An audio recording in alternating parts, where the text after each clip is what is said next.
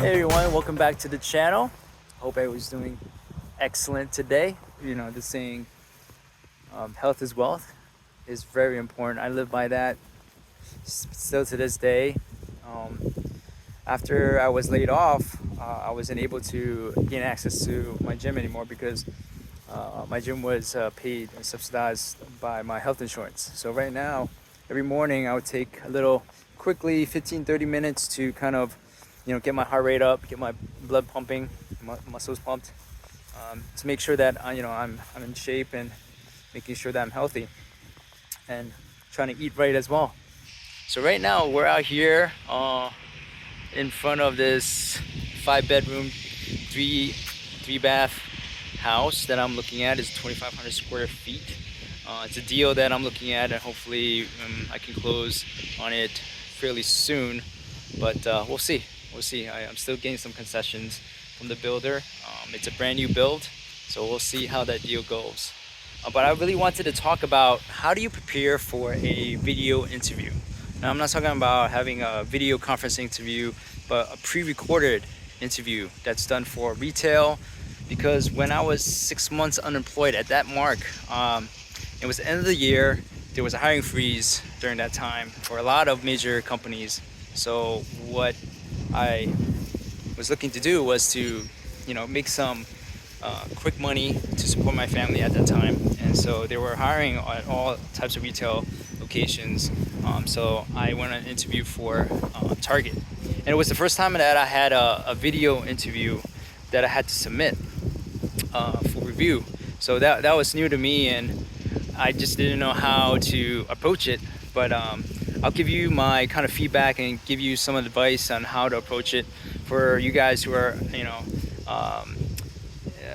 facing challenges during this time, and maybe you need to really take up a quick part-time job just to support your family, yourself.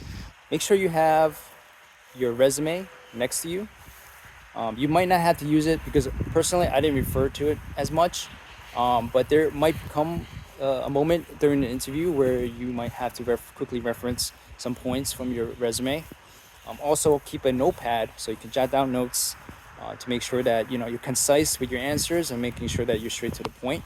I found it very helpful to use the first try as a test run and use the second and third tries to submit my answers. So after the test run, I would use the notepad and jot down 3 points to the answers so that I have a concise way to respond, because it's responding on the fly is not natural for me. So I think this would help for people who have a hard time conceptualizing or visualizing how to respond during interviews. I think the hiring manager reviewing the recording really wants to see how well you carry yourself and see how you answer the questions succinctly.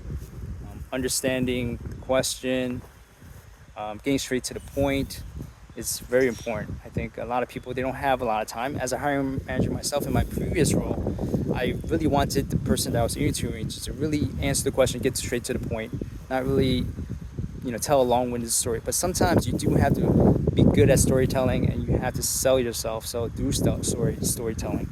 So but for these type of interviews, it's not really about selling yourself and storytelling. It's more about getting to the point, getting to the answer, answering the question as quickly as possible.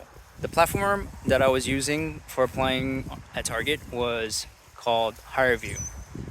So when the interview question is asked, you have a 3-second countdown to respond.